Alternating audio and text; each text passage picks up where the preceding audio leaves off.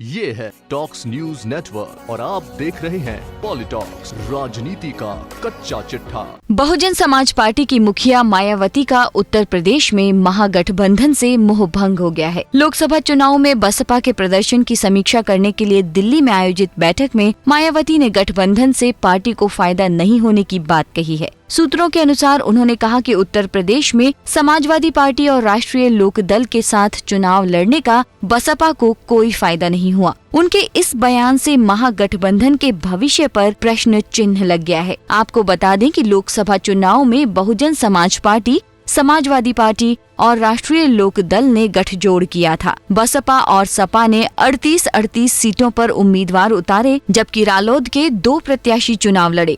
अमेठी और रायबरेली सीट पर महागठबंधन ने प्रत्याशी नहीं उतारे। इस गठजोड़ के बाद ये संभावना जताई जा रही थी कि उत्तर प्रदेश में बीजेपी को जबरदस्त नुकसान होगा, लेकिन ऐसा हुआ नहीं। बीजेपी ने 62 और उसके सहयोगी अपना दल ने 2 सीटों पर जीत दर्ज की, जबकि बसपा को 10 और सपा को 5 सीटों से ही संतोष करना पड़ा।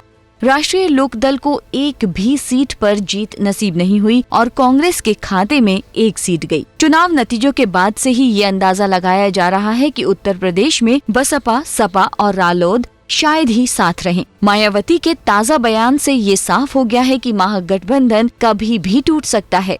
हालांकि इस तथ्य को नजरअंदाज नहीं किया जा सकता कि सपा और रालोद के साथ चुनाव लड़ने की वजह से ही बसपा लोकसभा चुनाव में 10 सीटें जीत पाई। यदि पार्टी अकेले चुनाव लड़ती तो उसके लिए एक भी सीट जीतना मुश्किल होता। गौरतलब है कि 2014 के लोकसभा चुनाव में बसपा अकेले चुनाव लड़ी थी और उसे एक भी सीट पर जीत नसीब नहीं हुई थी।